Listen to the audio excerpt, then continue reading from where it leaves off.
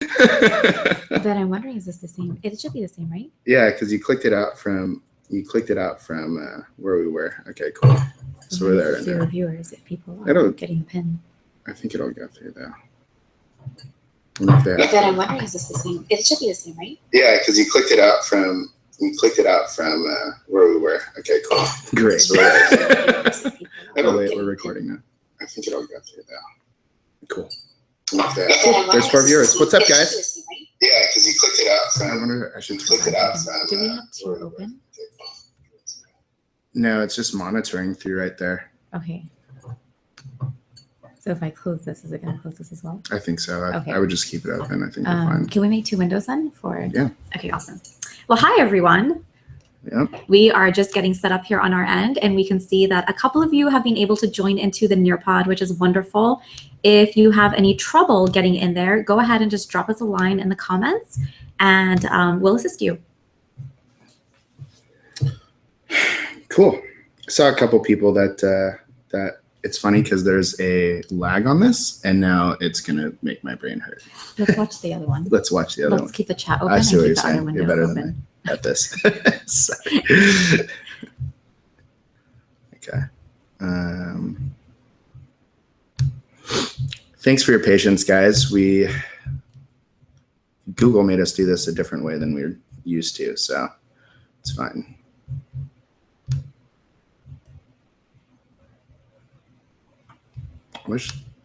Why can't I just like go over?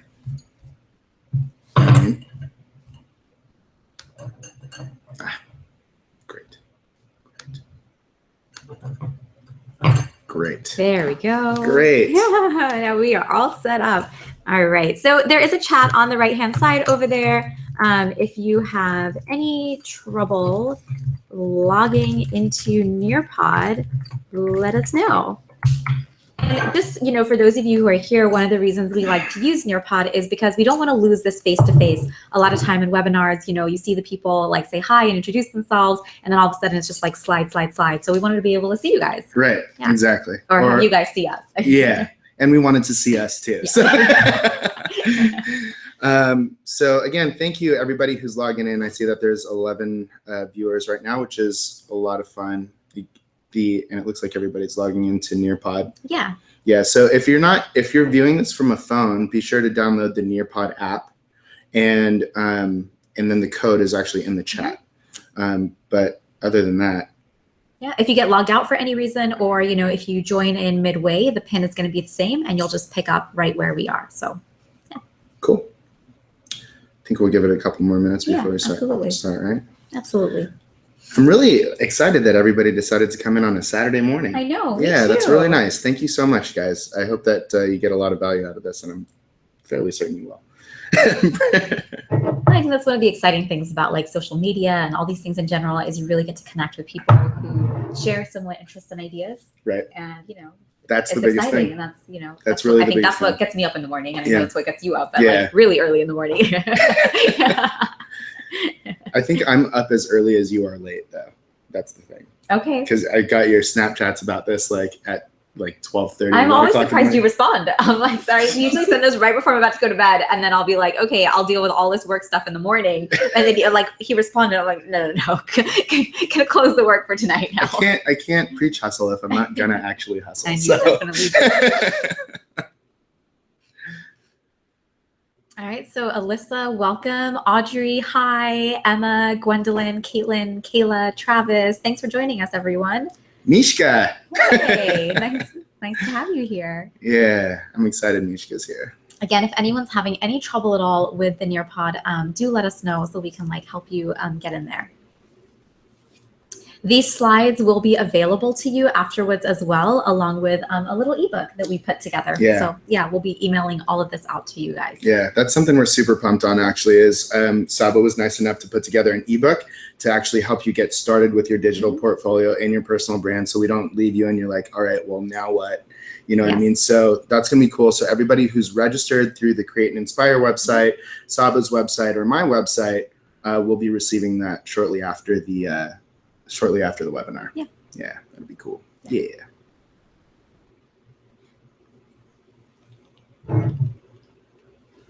Okay. Oh, nice. I think Carly got this for me. I really like it. I saw Rogue One yesterday. How'd you like it? I loved it. It was my first ever Star Wars movie. You did like it? Yeah, I really liked it. I'm going to go back now and watch some of the other ones. You should. So now you have to watch, start with A New Hope. And watch it machete style. Okay. I'll text you later. 4, 5. I don't know how much credit I just lost with everybody telling me that I've never seen Star Wars before. It's quite all right. It's quite all right. The fact that you took the jump to do that is amazing. And I think that we'll be better friends afterward. Maybe I'll understand the gift that I got you for your birthday.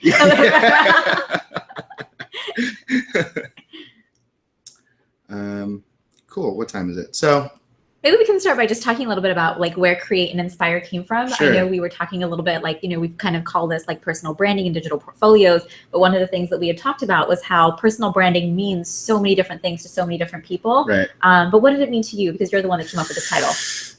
Well, Create and Inspire is, I think the biggest thing was being able to empower people to literally create and inspire. Actually, Saba gave me a hack when I was thinking about when we were trying to come up with a name for the webinar. She's like, just write what you want to happen after we're done with it, and then you'll find the title somewhere. And I really hope that when people leave this, they start creating content for themselves and inspiring other people to do it for themselves. Absolutely. And personal branding just means so much to me. And it's not just personal branding has this, like, as we were talking earlier, almost a stigma around like, kind of the vanity behind it. And I just want everybody to know right now, this is not about the vanity of personal branding. It's really about being able to pull out your interests and creating content and really doubling down on like what you believe in, what you're passionate about, and kind of building a community around other people that are passionate about this too, which I know you're really, really passionate about too. Absolutely. And I think you really nailed it there when you said, like, how do we get people to actually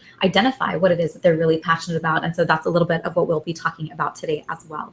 Yeah. So let's go ahead. We have some poll questions for all of you, just to get an idea of kind of where it is you're coming from. So on your screen, you should see a question just kind of asking you, do you have a digital portfolio already? Whether it's a LinkedIn website, whether it's an About Me page, a blog, a website, do you have a place already where you're curating your work and kind of putting things out there? So if you want to go ahead and just give us a quick response and let us know, do you have something already? So take maybe about 30 seconds to go ahead and just respond to that. And hopefully you guys are enjoying Nearpod. One of the nice things about using this is you never know where you can use it as well. Like if you have to deliver a presentation or something like that, one of the things you can see is like we're not in the same physical locations, and Nearpod crosses sort of like all boundaries. Oh, so we got like a 50-50 mix, which is nice. Yeah. Awesome. Great. Okay, wonderful. And we have one more question. How are you currently primarily using social media? Are you using it mostly for like personal, professional, more of one over the other? Go ahead and let us know a little bit, just so we can kind of get to know a little bit about you and kind of cater this a little bit more towards where you guys are all at.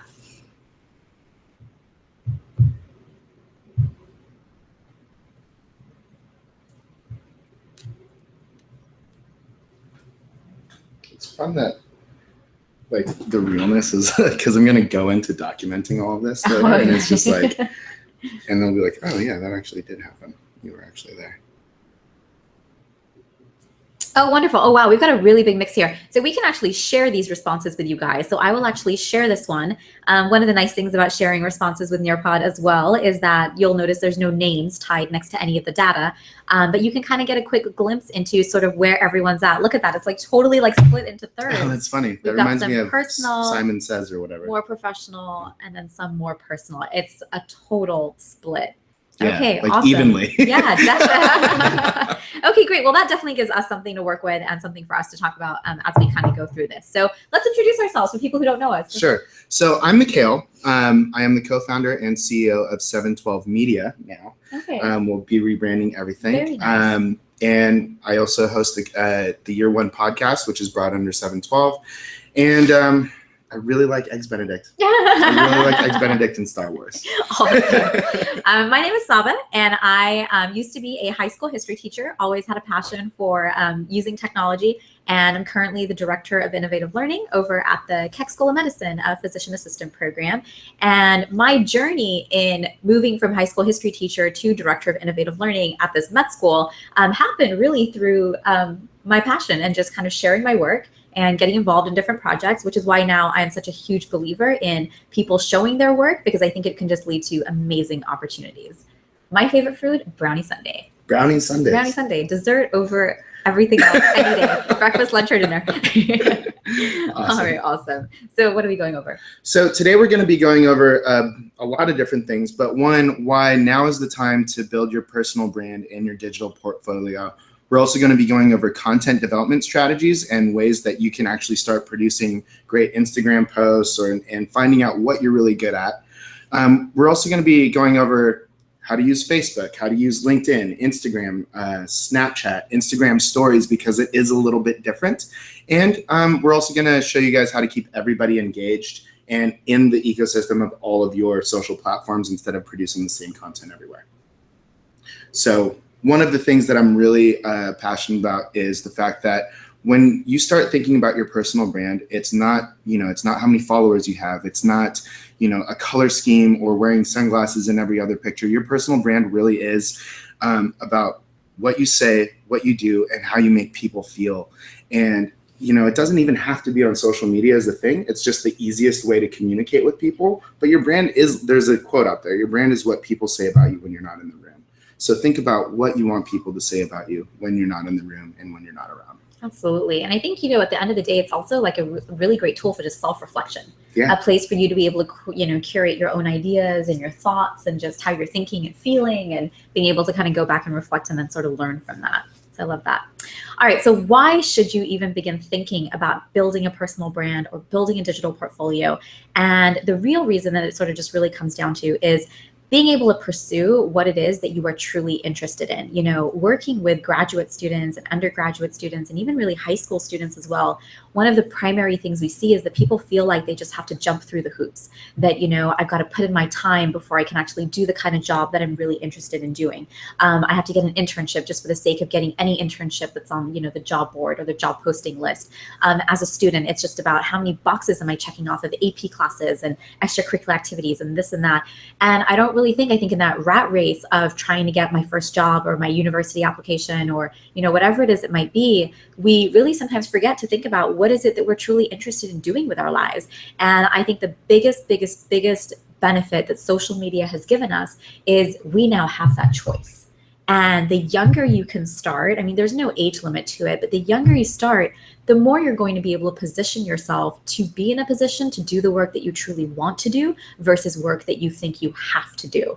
And, I kind of, one of the things that when we did our USC digital portfolio workshop, one of the big things that we told students is, just think about all the people you come into contact with, right? All the teachers that you network with, all the internships you go to. Being at a medical school, our students rotate through all these different clinical rotations, and they meet incredible doctors, incredible PAs and orthos and, medical assistants and whatnot. And you just never know who that person is going to be that's going to connect you with somebody that's going to land you that dream job. And, we always talk about the importance of networking. And I think networking now has just changed so much to where we can do what we want to do. And I think that's so empowering and that's so amazing. It's just, how do you strategically get there? Right. I agree. So one of the first things that we wanted to talk about is, before you sort of get in there and before you sort of begin thinking about like, okay, how am I going to build my digital portfolio? Before you start creating accounts, think about what you're truly, truly interested in. And, I'll just give the example of USC again. All of our students that are there in the med school because they want to be healthcare providers, because they want to help people. And as wonderful as that is, and as true as that is, that answer is very generic. Yes, you want to help people, but why do you want to help people? And so, one of the things that we talk about a lot is the idea of empathy. And a lot of times when we think of empathy, we think about it for others. But sometimes I think it's important to take a step back and really have empathy for yourself. What drives you? What motivates you? What makes you get up in the morning and makes you excited to be doing what it is you're doing? And so the questions that you see on the screen are the ones that we ask students to interview each other on. A lot of times when you are thinking about your interests, talking about it in your head isn't the same as talking about it to somebody else. So for example, if me and Mikhail were to be here and interviewing each other, Mikhail, you might ask me, hey Saba, when did you know that you wanted to be in the teaching profession? Hey Saba, when did you know that you wanted to be in the teaching profession? I knew that I wanted to be in the teaching profession when I became super, super passionate about politics and history. And I wanted to be able to be in a place where I could help have those discussions and conversations with young people. I actually started at elementary. I was incredibly biased, recognized that about myself, and was like, you need to work with older students. And yeah, that's kind of, one thing just led to another. And it's interesting to see how my passion for technology and history and politics and, design and all these different things has kind of all come together. Right. And so that's the other cool thing, is that when you think about what you're interested in, there's an ability to be able to intersect those interests together. You don't have to pick one or the other. A lot of times we think people ask people this question of like, oh, if you weren't this, what would you have been? And, I don't think we have to ask that anymore. I think we do have the ability to be whatever it is we want to be.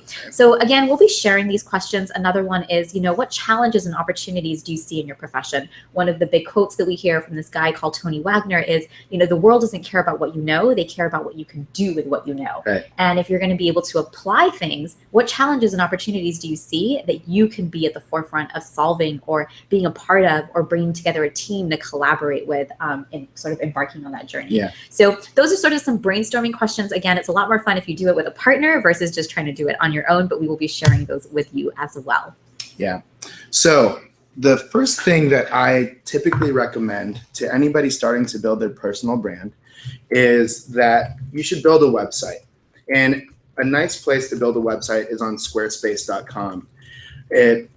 It's super easy to use. You can actually Google. They have a lot of different resources where you can actually learn how to do things like encoding your videos and everything like that. But the reason I say that building a website is really important first in developing a personal brand is because you have to imagine that your website is like a storefront or your party. That's where you're gonna have your party. And all of the like Facebook, Instagram, Twitter, all that stuff is actually driving traffic to your website.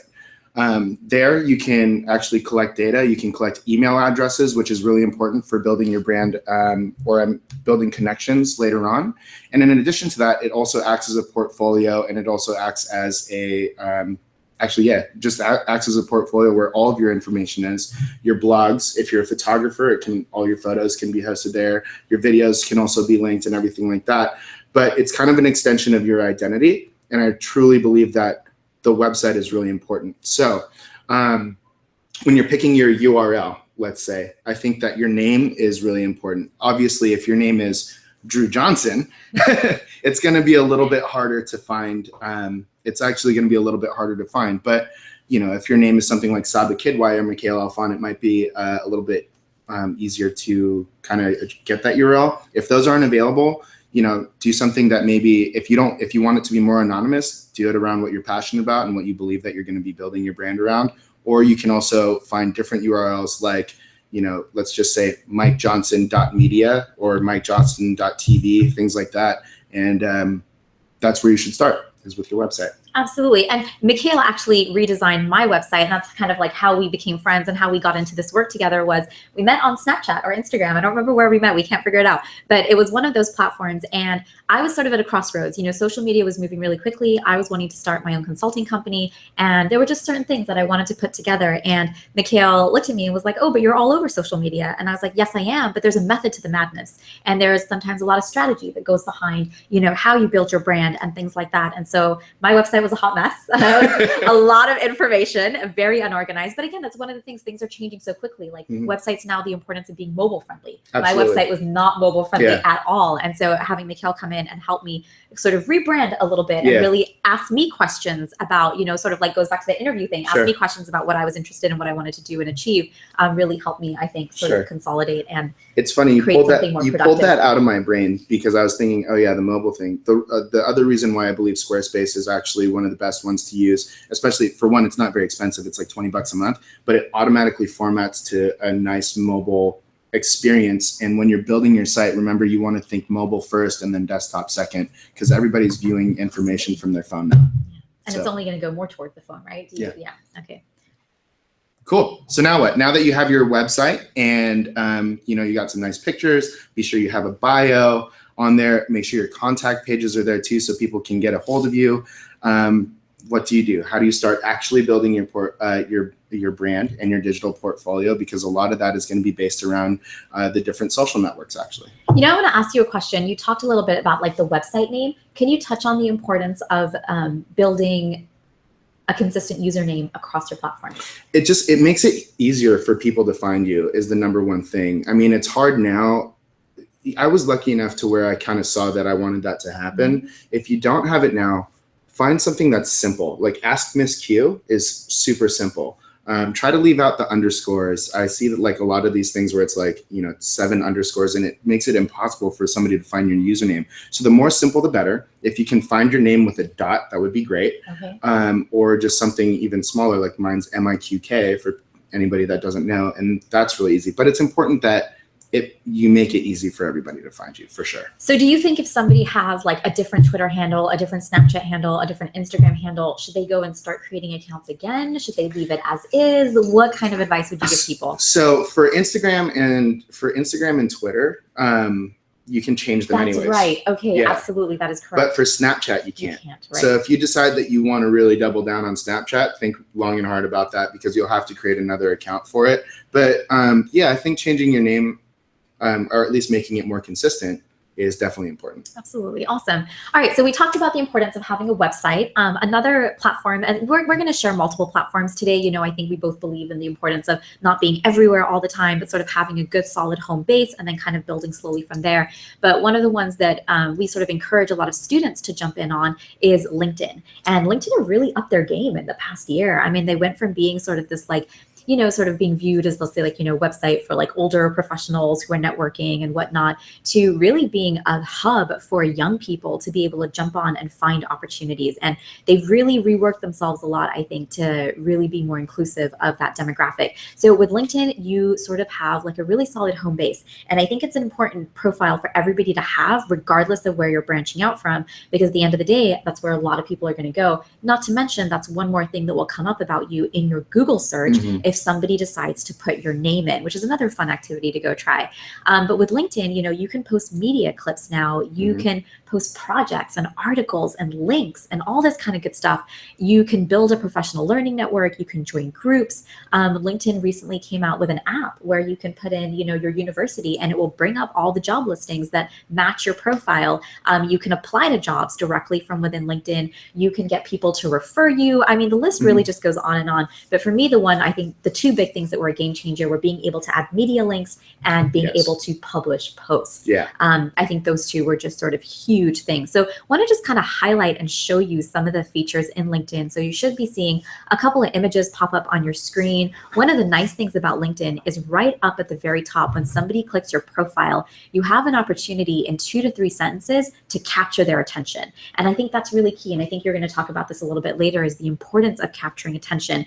What is going to make somebody read those 2 to 3 lines and scroll down? What is going to make them want to keep reading? And that's why it's sort of important to really think about, what is it that you are interested in? What message do you really want to send? Who are you, and what is it that you really want to do? And then you get the opportunity, if the person's going to scroll down a little, you get the opportunity to then be able to give a summary. And, this is one of the things that we're going to talk about in the ebook that we've given you a guide into is, a lot of times the summary is sort of like a bio data. It's like, this is where I went to school, and this is where I grew up, and this is my GPA and whatnot. People don't want to hear that. People don't want to read that. They want to read your story. But there's a way within telling your story that you can integrate the experiences that you have, the GPA you have, or, the universities that you went to and the experiences you have, but tell a story, because at the end of the day, everybody likes to read a great, powerful story. And so you have the opportunity here to do one. You'll also notice at the bottom of this image, there's like a little picture, and that's actually a video that I included of, sort of like an overview of my story about how I got to being where I am. And so that's a really nice thing as well. In the age of video, where people don't always have the attention span of reading, give them a quick 1, 2 to 3 minute video that they can watch, where they can learn more about who you are, and also hear how you're speaking and see you talking, and just again providing you more outlets beyond that 8.5 by 11 piece of paper and your resume. And then from there, you can actually go in and put in some of your work experience. And again, you'll notice not only do I have like a recommendation there, so other people actually sort of value validating what it is that I'm saying that I've done, but also little video clips and just like little links to different projects that I've done at USC. So that if I'm saying I did this, this, this, and this, you can actually click the link and actually see what that actually looked like, which again, just gives more credibility.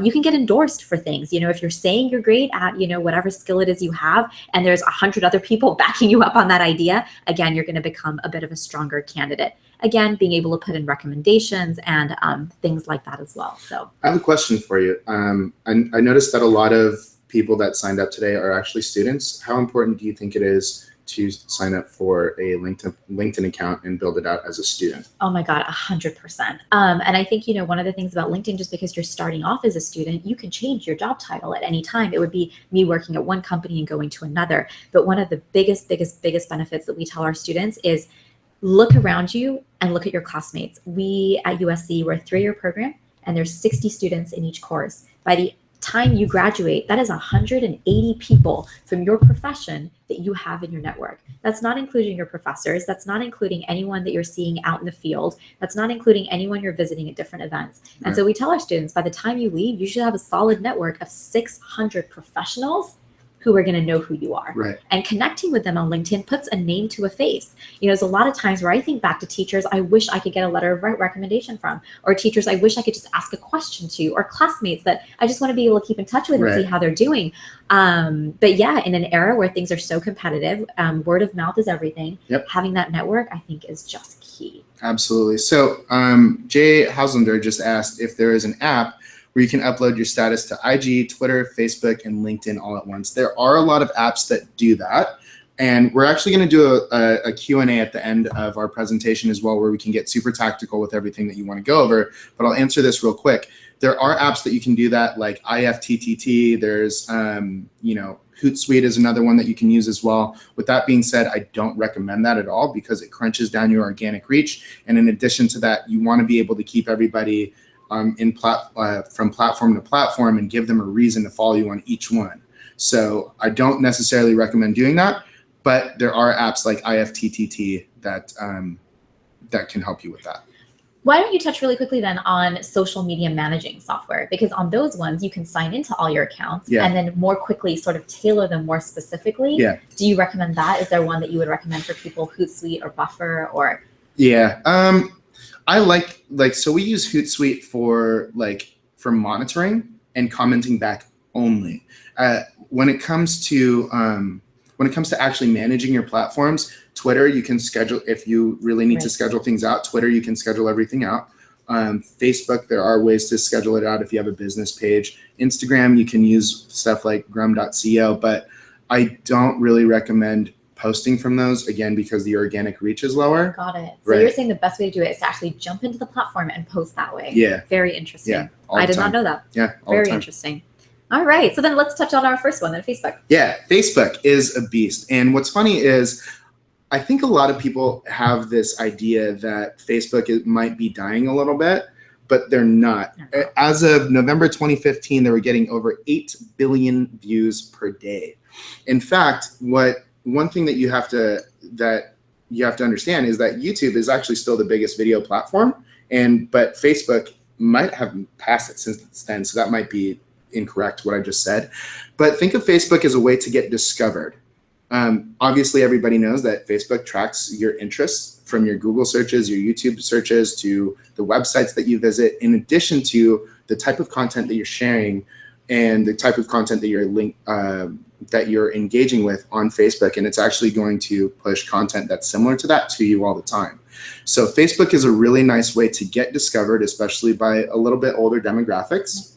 And, you know, as in contrast to YouTube, where people are actually searching you out, people will discover you on Facebook.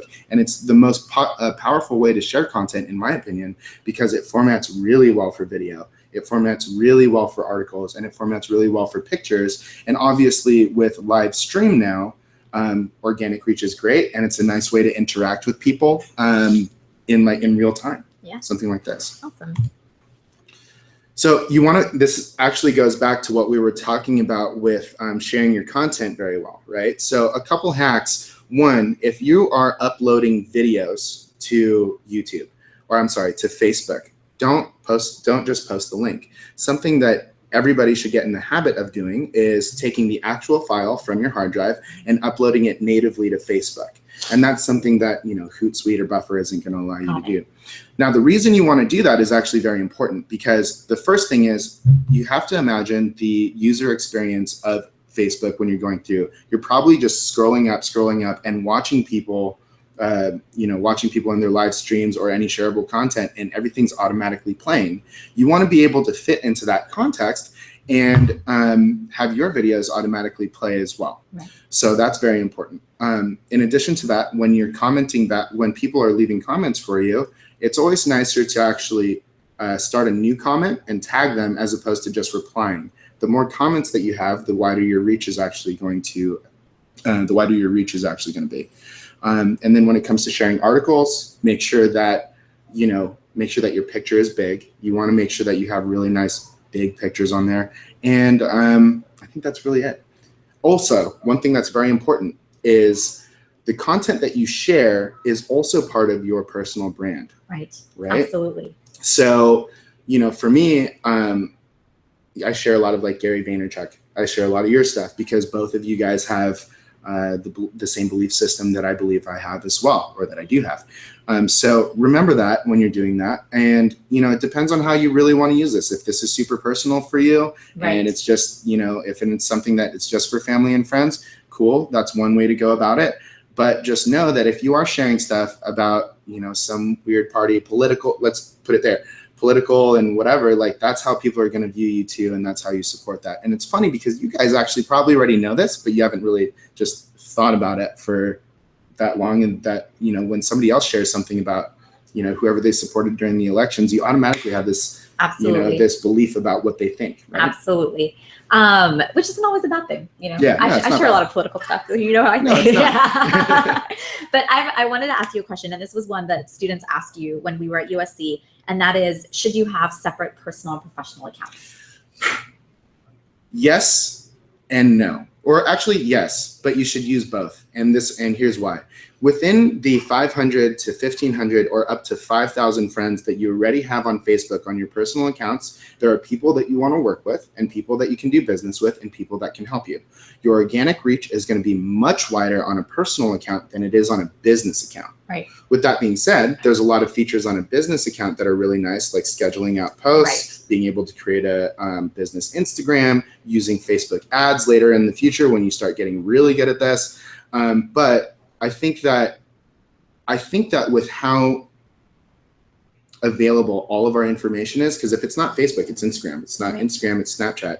I think that it's very important to start using your personal page as a way to network with people on Facebook. And it's okay if you have your family photos up there. It's okay if you have business or entertainment or anything like that, because those are all who you are. It's not about, I'm a guitar player and that's all I'm going to do. People, even if you're a guitar player, people are going to love the fact that you're a family man. Right. You know what I mean? Yeah, absolutely. Or they're going to love the fact that you might be super, famous and love your girlfriend, and they're going to want to come and see you more. Like, I wish Josh was saying this type of thing, but he's an amazing guitar player. He uses his personal pages for stuff. He's an amazing musician, and he shows that he has this great family life. You know what I mean? Right. And I think that appeals to people, and that's all part of your brand too. Absolutely. And I know for me, one of the reasons, and I think I was talking about somebody about this yesterday. I was like, what do you think about Facebook? And, I went through a phase where I was like, oh my God, I love my Twitter community way more than my Facebook community. And one of the things I realized was it was all about the people who are on there. Mm-hmm. So we get to control the community. We get to control what our feed looks like. And I think that's important. But one of the things that I really became more cognizant of was in Twitter, I was talking to the people who already knew what we were talking about. Right. And it was great for personal growth. And it was great for professional growth. It was all educators talking to other educators. But when I came onto Facebook, I realized that how many friends I had who are parents, right, whose kids are in school, mm-hmm, who have no idea what's happening with technology and education, and being able to use that personal platform as sort of a way of communicating with people, I feel like has opened up a lot of opportunity to be able to, I think at the end of the day, people are interested in so many different things. A lot of times people don't even know what's happening. Things right, are moving so quickly. So if you are great at something and you are passionate about something, sharing it with your friends and family, I think is a great place to start sometimes. Absolutely. So, yeah, definitely. Facebook Live is something that I'm really excited about.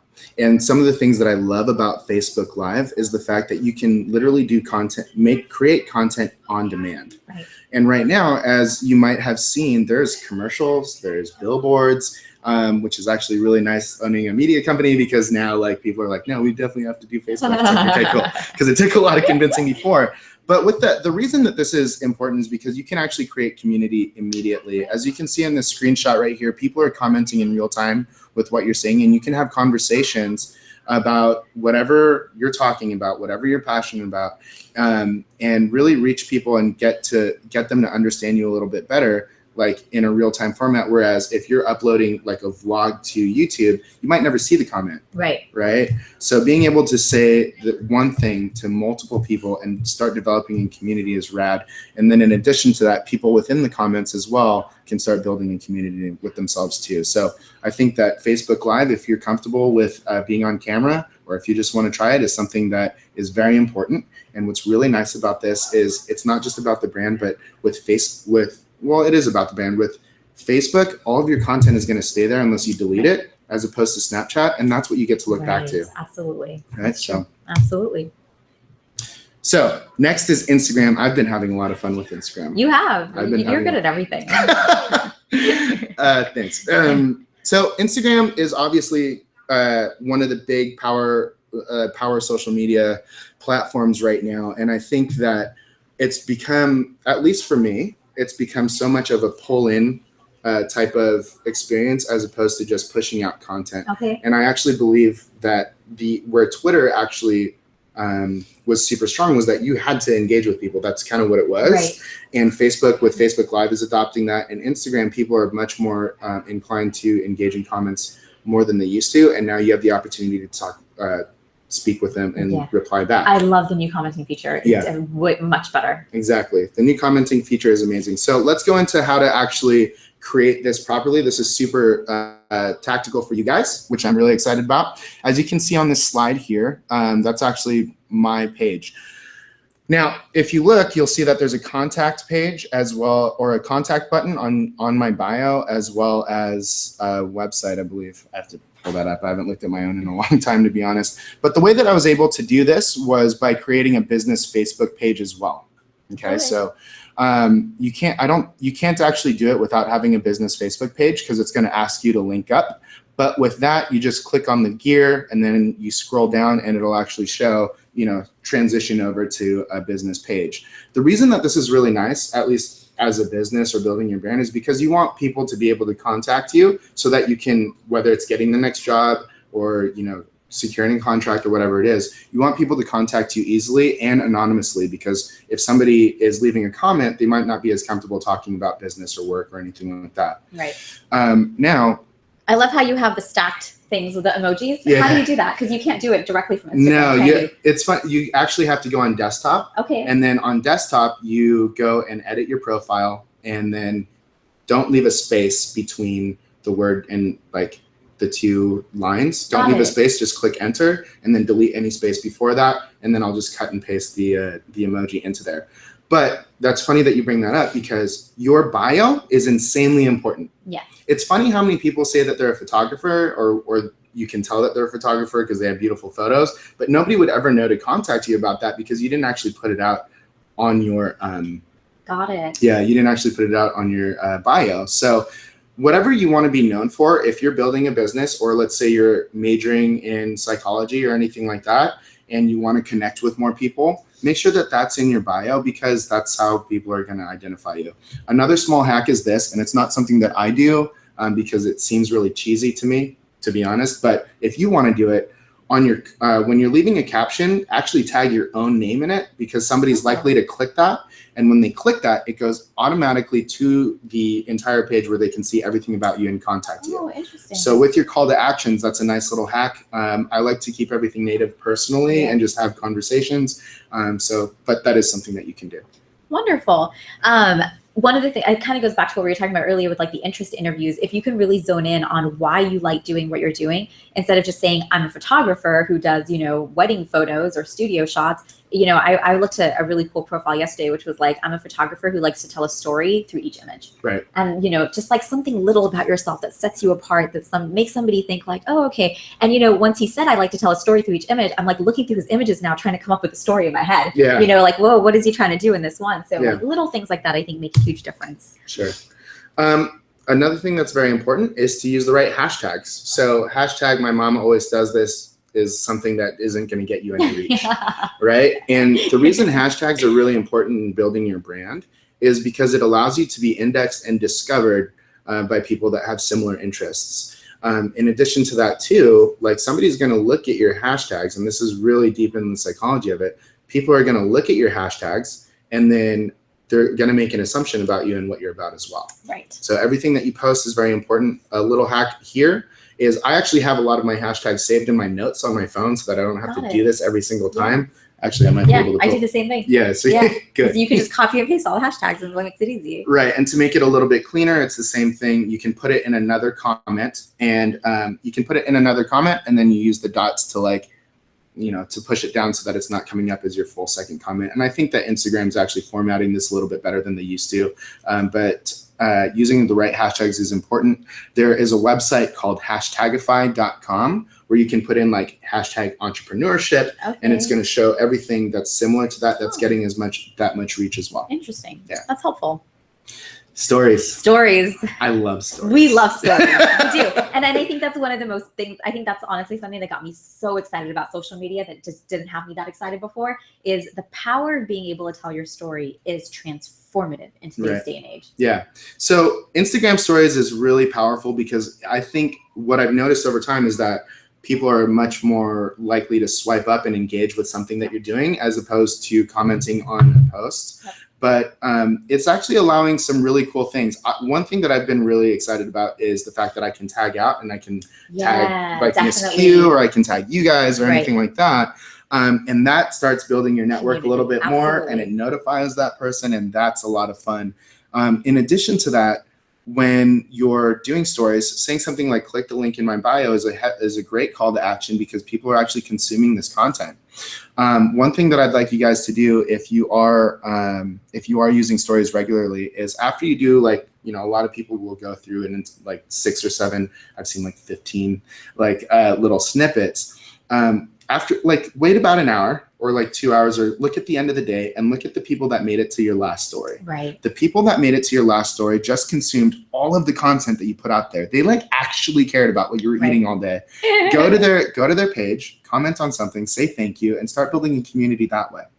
But one other thing to remember too is that I actually lost my train of thought. One thing to remember too with Instagram stories is you do want to make it feel super native. We're going to go into Snapchat in a little bit, but the difference between Snapchat and Instagram is very small, or it's really fine, but there is a big difference there. And for me, bigger, huh? It's getting bigger. Yeah, it's getting bigger, but it's my personal opinion that there's so many more people that are going to view your Instagram. So just be careful with it. Be careful with what you post. Yeah. You know what I mean? I think people are kind of understanding that as we go on. So definitely.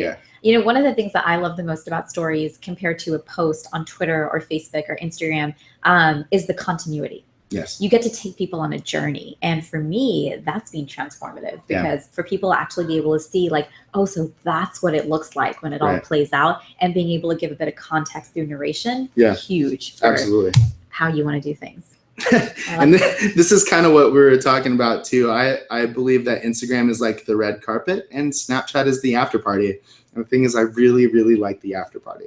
When you're making the transition to get people to follow you on Snapchat, and we'll get a little bit more tactical on that later on, getting people on Snapchat, in my opinion, is really the end game. That's where really candid conversations happen. And it's a really big transaction because because of the fact that Snapchat doesn't show who you're following, how many views you have, who you're commenting on. It doesn't have a history the way that Instagram allows you to stalk really well. What did Mikhail like over the last 72 hours? You know what I mean? Snapchat has none of that. So people automatically feel a little bit more comfortable on that platform. And so if you can get them to follow you there and engage with you there, you're going to see a lot more authentic and unique conversations happen. And in fact, there's a lot of business that goes down on Instagram too. So it is true what they say goes down in the DM. Absolutely. Oh, sorry. Yeah, so if we are talking about, I think Snapchat, Instagram stories, we can kind of merge the two a little bit. Sure. But like I said, for me, it's really about context and continuity, being able to take people on a journey. So for example, whatever it is you're passionate about, whatever it is you're interested in, whether it's an article that you've read, whether it's, a person that you're hanging out with, or a lesson that you're doing, or a project that you're working on, being able to sometimes talk through that process and sort of make your thinking visible is really, really, really beneficial. So for example, like, me and my friend Ann Kozma, who I absolutely love. She does like ed tech stuff with like elementary students in Fullerton. She's amazing. But we were talking one day about how on Twitter, you might post something about an activity that you're doing using green screen. So maybe we're having, kids record something, and maybe she's got a photo grid of a green screen and an iPad and something else. And if I've never done green screening before, I might look at that and be like, okay, that's cool, but it means nothing to me. Right. Because I don't know how to implement it. I don't know what it looks like. I get that you're doing something maybe with iPads and green screen, but I don't really get what you're doing. Whereas on Snapchat, I can be like, okay, here's what I purchased and here's where I purchased it. Here's why I'm doing what I'm doing. This is what it looks like when I introduce the lesson to a student. Here's a student reaction to something that we're doing. And so all of these different kinds of things allow you to take people on a deeper journey. There are so many people a lot of people have no clue what I do. They know that I like some people think I like technology. Some people think I like social media. But at the end of the day, I'm helping, sort of really reimagine what teaching and learning could look like. And a lot of people used to look at me and just be like, yeah, I don't really get what you do. But on Snapchat, they're like, oh, I get it. Oh, so that's what you do. Like, or I'll be talking about how you can use a certain application or how you could change a certain lesson, and people will think it's really overwhelming or really difficult, and they'll be like, oh, that's it?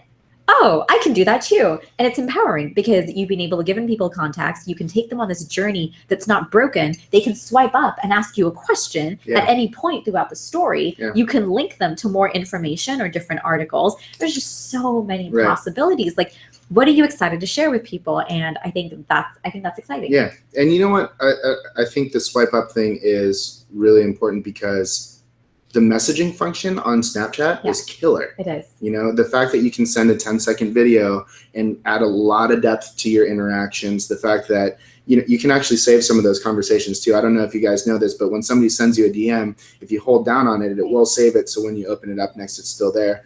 But I think that's why like Snapchat started as a messaging platform, right? And now it's a way to tell a story. But I think that's another reason why I like Snapchat so much in terms of engaging with people as opposed to Instagram. Absolutely. And now with the ability to have chats within groups, I think that's been a big game changer as well. You can do audio messages. I mean, there's so much flexibility for communication. I think, Chelsea Pite says this. She says, I think of Snapchat as a conversation pipeline. Yes. And I love that she says that. Yeah. It's awesome. It's like super, super true. Believe in yourself and stay creative. So now we're going to start getting into more of the content creation aspect of it. And it goes, and the first thing that you got to do is think about, you don't not need to start, see how jumbled I just got right here? You don't need to think about what you're creating really.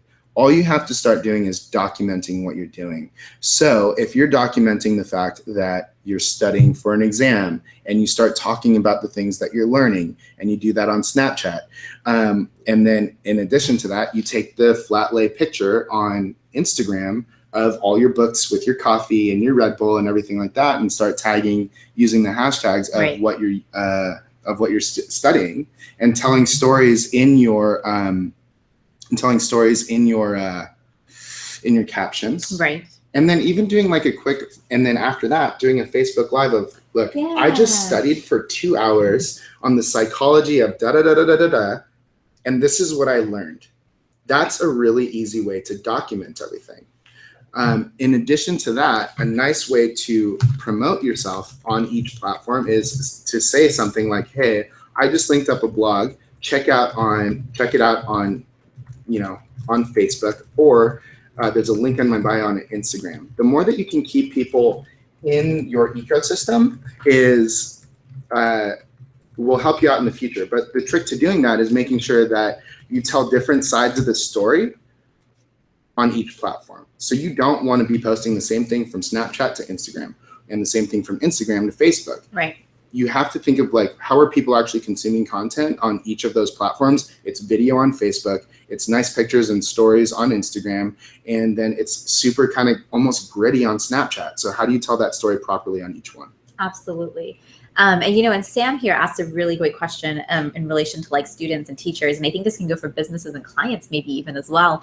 But, what do you do with people that aren't comfortable using it with professors, or, maybe clients that are like unsure about whether they should follow somebody that they're working with and things like that? Do you have any sort of advice for that? Then don't add them. Yeah. Like, just don't add, like, if you're uncomfortable with doing it, then, tell them, I think you can create a private account or accept those anyways. Right. So for me, I'm really open, but if you're not comfortable with something like that, then direct them over to Instagram. And that's what I was going to say, especially I think in a school setting. One of the things that would immediately come to my mind is, with Instagram stories and with all that kind of stuff that's happening there, maybe pick one over the other and not have everything in all places. Right. I know for me personally, I just still can't wrap my head around the idea of using it in a classroom. Like For Snapchat? Right. I promote the use of Snapchat. I absolutely love the use of Snapchat, but I love it on being able to empower people to use it in a way that's meaningful to them. Right. And I don't think that in education, in particular, we see an app and we think like, oh, I've got to use it in my classroom. I don't believe that. Sure. I think you just need to be able to give students the skills to understand what the application has the potential to do, Mhm. and then let them take it off and,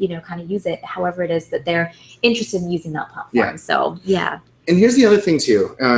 Be super creative on Snapchat, because they offer filters that make you prettier. Yeah, absolutely. They have like, if you're in a rush, they have like the fast forward function. Yep. There's different filters for locations. They did an excellent job in that. I think that Instagram is really trying to catch up with it, but they do such an excellent job. So the more interesting you can create your story, the better. And Absolutely. What's funny, and Josh does an excellent job of this. I tried it with Grumpy Mick, and then I saw what he was doing. I was like, never mind, I'm not going to do that anymore. But there's a lot of different characters that Right. you can come into, and it's another way to tell your story as well. And I think you've done that a couple times with the squirrel or something like that. The grandma. I like the technology. And the grandma. So be creative with your stories, because that way it's gonna allow people, it's gonna make people want to see the whole thing through. Absolutely. And I think that's one of the great things about these platforms is you have to just kind of put yourself out there and be willing to take that creative leap, Sure. because you won't get there until you don't start doing it. Absolutely. So Absolutely. So we all start somewhere, and I think that's fine. I think that's what's so great about all these different platforms is they disappear, so they're not permanent. But one of the other things that I've really enjoyed about the stories is sometimes when I'm going through my day-to-day, I have no clue what's going on. Right. Like I'm just racing through things, I'm Snapchatting, I'm doing all this stuff. And at the end of the day, to kind of just come home and watch my own story is, I think, one of the best moments of my day. I love it. Sort of like journaling, video journaling almost. All right. Start saving your stories too. Oh yeah, absolutely. And we'll get into it later, Yeah. but start saving all your stories. Absolutely. All right. So show, don't tell. One of the things that we sort of believe is that projects with a new resume, with all of these different social media platforms, digital portfolios, websites, whatnot, you truly have the opportunity to move beyond that 8.5 by 11 sheet of paper. And I know for me, there's so many times where I talk about a project or a workshop or a conference that I attended, and I'm just like, this one sentence does not do it justice. Right. And being able to put in a 30-second video clip, a 1-minute video clip, being able to direct somebody to my website versus that 8.5, 11 piece of paper, oh my God, just opens up so many more opportunities. We kind of covered this before, but a nice way to kind of start creating content is by taking one topic and then creating different pieces of it that fit the platform that you're working on. So a nice way to start for me is with a blog. I do enjoy writing, and it's a nice way to kind of get my thoughts out. And once I do the blog and I promote it on Facebook, for example, I'll actually go to Facebook Live and then I'll talk about it. And I'll go over exactly what the points were in the blog that I just created. You'll notice that sometimes, if you guys are following me, but you'll notice sometimes that I'll go into Snapchat stories and I'll also go to Instagram stories, and I'll talk about, wow, I just put out this blog, like click the link in my bio. And then actually on Snapchat, what I'll do is I'll actually tell the story that's native to Snapchat. It doesn't look like Facebook, and I'll come out with the key points of what I think is, something that's valuable. Absolutely. That's the other thing too, is with all of this stuff, if you can provide somebody value with all of that, it's really going to enhance your brand over time too. So whether you're talking about what you learned on in psychology, or you are motivating somebody, or just being funny, right? What people don't understand is being funny is super valuable. You know what I mean? That's a nice way to do something. Absolutely. Not everything has to be serious, for sure. Yeah. So again, that's a nice way to keep everybody watching. But remember, the reason that you want to create different pieces of content and tell different sides of the story is because you want everybody to stay within your ecosystem. You want to give them a reason to follow you on Instagram, a reason to follow you on Snapchat, a reason to follow you on Facebook. And the only way to do that is to mix up your content and how you're delivering it, because the mindset of people on different platforms is very different. Absolutely. It's very different. Oh, the do's and don'ts of great branding. Okay. One of the most important things that you have to do when you're creating your personal brand is you have to stay authentic. Yeah. This takes a lot of work to do it. So think about, what are you really interested in? And this is in the ebook that we'll be sharing with you. What are you really interested in? What do you see yourself being passionate about? And where do you want to be in the future? You also want to make sure that you are engaging with the people that took the time to follow you. I don't think that people really understand how crazy it is that somebody's like, I don't know you, I'm going to follow you, and I'm going to like every single one of your pictures. How insane is that? Right? Absolutely. It's actually insane that somebody actually wants to follow you and they have no idea who you are. Absolutely. One thing that you guys definitely should not be doing is don't try not to take credit for things that are not yours. Oh yeah. I think that's really important. If you do want to use a quote and brand it as your own, like make sure that you give them like the image as your own. Make sure that you give the original person daps. With that being said, it is really hard. There's so many quotes, so much information out there. It is really hard to almost kind of be original, but you have your own voice in how you want to say things. Absolutely. So double down on your own voice. Don't use auto comments, because that's really bad for brand. Don't ever use auto. If I find out that you guys are using auto comments, I'm going to unfollow you. But don't use auto comments. Those are really bad. Like, for a lot of reasons. One, people kind of know when that yellow thumbs up comes that it's fake. And in addition to that, if you're, doing an auto comment and it goes up on, some people still post sad things. Yeah. You know what I mean? And if you put a thumbs up there, like, what could that mean for your brand? Because it just takes one. Awful. And sometimes it's not a bad idea to recycle some of your content. If you posted a blog like 6 months ago, for example, it might not be a bad idea to repost it again in the right context. Yeah, and sometimes even update it. This is where I was thinking last year, here's what I'm doing with this year. Mm-hmm. We do that a lot with digital note taking. Yeah. We post year after year after year because we're constantly updating our strategies and our thinking. But yeah, I love that. Absolutely. Right. Again, consistency is key.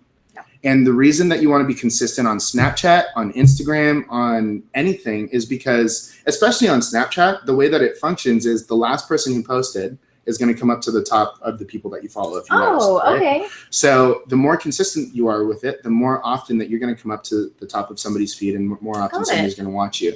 And that's not necessarily the same for Instagram. With Instagram, it is more based on the algorithm, right?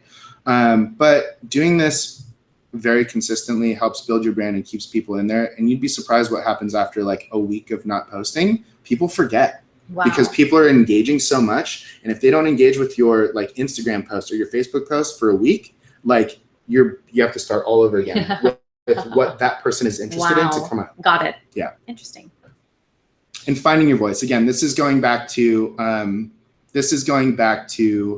keeping people, or not ripping people off or anything like that, because it's not even about ripping people off. It's really about being true to who you are. Absolutely. You know what I mean? I don't think you can be consistent if you're not. I think you're going to get stuck.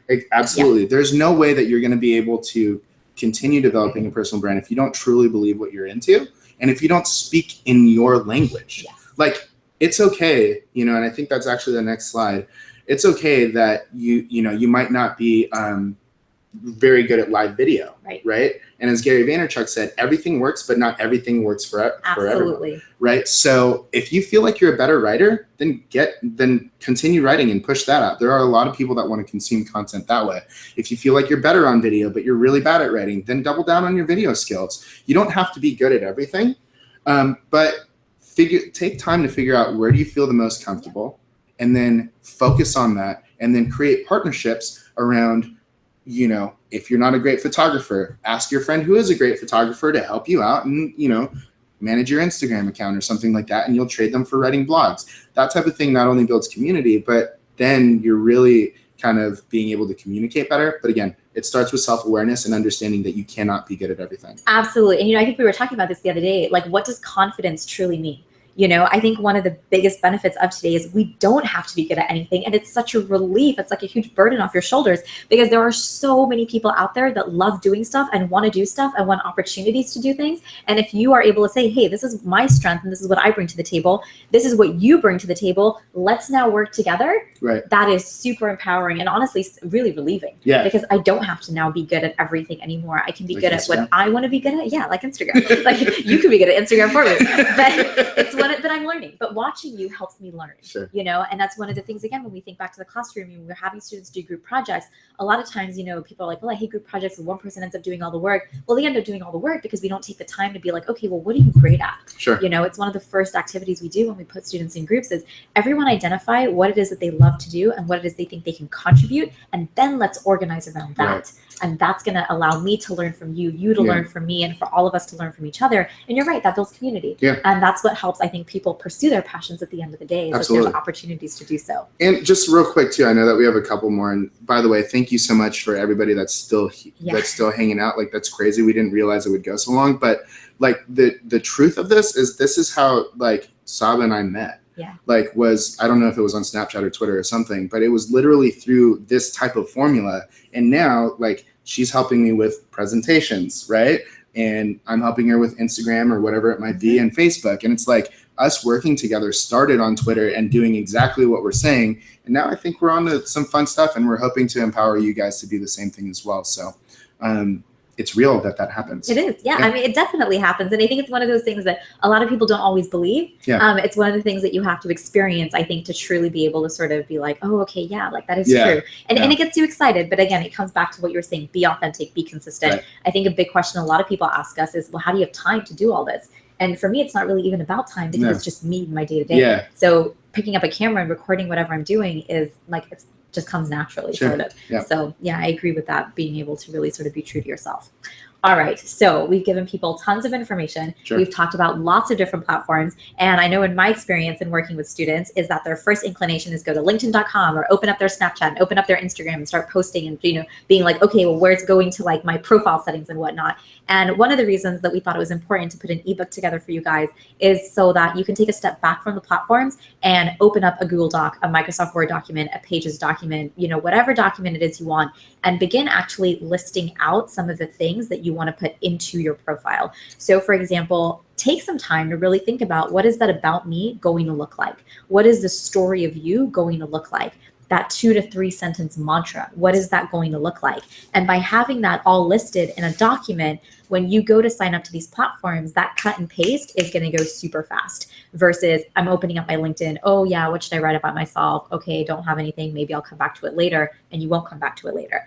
But if you sit through that doc, the moment that doc is finished, you're going to power through all those platforms really, really, really fast.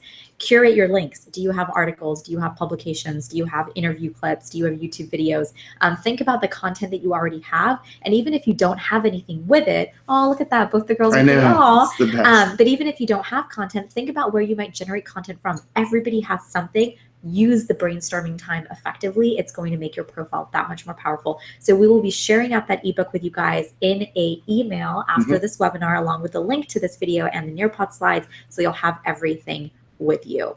All right. So to wrap up, one of my favorite questions, or our favorite questions to sort of ask people at the end of anything, is when thinking about a personal brand and digital portfolios, I used to think, but now I think. So it's an open-ended. If you could go ahead and just leave us some feedback, we would really, really, really appreciate it. Yeah, so we'll give you guys like 30 seconds. I used to think, but now I think. A lot of times, you know, when we hear personal branding, digital portfolios, there's just, like you said, that stigma. There's so much that we have in our head that we don't always recognize, like, oh, okay, this is what it means to me. Yeah. Because it means different things to different people. Yeah. And sometimes, you know, and I don't know if I already said this or not, but really a lot of times it's not about building a business or getting a new job. It's just being able to hang out with people that are interested in the same things as you, and are really going to help you kind of double down on what you're passionate about, bring out better skills in you, and really help develop your strengths through community. And I think that that's a huge thing that social media can do for you as well. Absolutely. So. Yeah. All right. So if you are interested in any questions, anybody have any questions, or you want to email us, that sort of info is right there for you. Can they chat on the Nearpod? But if not, there's a chat on the. There's a chat over here on the YouTube. Yeah, that's going to be the easiest place, I think, if anybody wants to drop in a question or anybody wants to ask anything. Yeah. Yeah, I think that that's really important. But the one thing I want to say too is, as people are developing their personal brands, and while you guys are generating your questions, we'll hang out for a couple minutes and see if you guys have any further questions, anything that might be either super tactical or just really, super kind of theory type of thing. But the one thing that you should remember when developing your brand is, do not be afraid of how many people are watching. I think the number one thing that I see and why people don't start working on their brand is because they're afraid that their friends or their family might see that only like 7 people watch their Facebook Live and what that does to your ego. Understand that it only takes one person to build that community. It only takes one person to teach you more and to really change your life, or one viewer. So the second that you can get over that fear and realize that A, it takes time, nothing's going to happen overnight, and B, that it only takes one person to change everything for you, is the second that it's going to be a lot easier for you to build your content. In addition to that, it's just fun to leave all this information behind. I like being able to share with my family and friends, like what I've been up to, and really being able to communicate what I'm passionate about on a much bigger scale. Absolutely. And it's really interesting that you mentioned the how many views did I get? The number one thing that I realized about Facebook, I don't always get people that like things or comment and things like that. But when I go to a party or I go out to dinner, I get all this feedback. And I'm like, where was that online?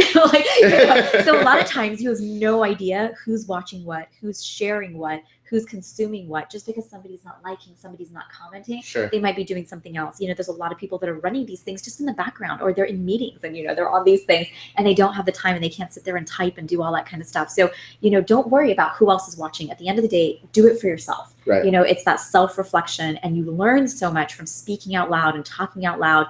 Not only do you increase your confidence and your speaking skills, but it's just truly, I know for me, one of the things that keeps me so glued to it is just I've seen myself grow. Right. So much. And that's powerful. And that's the same thing for me as well. And I think that's probably no problem. I think that's one of the biggest things, is watching myself grow, because when I get feedback that I may or may not be good at everything. So we have a few questions in here. Mikhail, I'm going to give this one to you. Yeah. We'll get to Radical Therapist. We'll get to yours in a moment. Hacks on when is the best time to post. It depends. I actually believe that on Instagram, it depends on how far your reach is. So if you're a national brand, for example, or if you want national exposure, and be real with yourself about this. Travis, I know that you're in real estate, so you don't necessarily need national exposure, but think about when people are on Instagram, right? So on their lunch break, after work, first thing in the morning as they're getting ready and getting their coffee, they're on Instagram. I've actually gotten in the habit of posting on Instagram at 2:00 in the morning, because your post is going to last longer, right? And then in addition to that, it's hitting all the time zones first thing in the morning, and gives people an opportunity to engage with you for the entire day.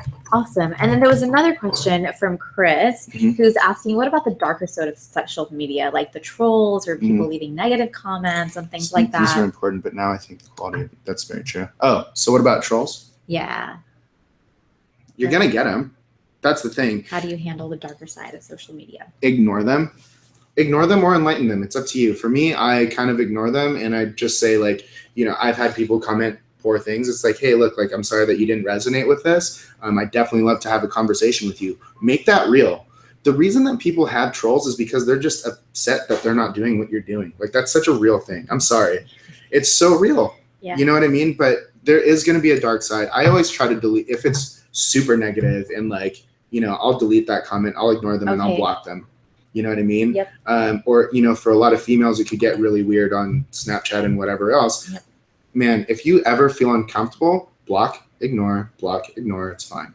And I think this really goes back to the importance of, again, sharing out sometimes with your personal community, like what it is that you've learned today or what it is that you're doing or how you're using things.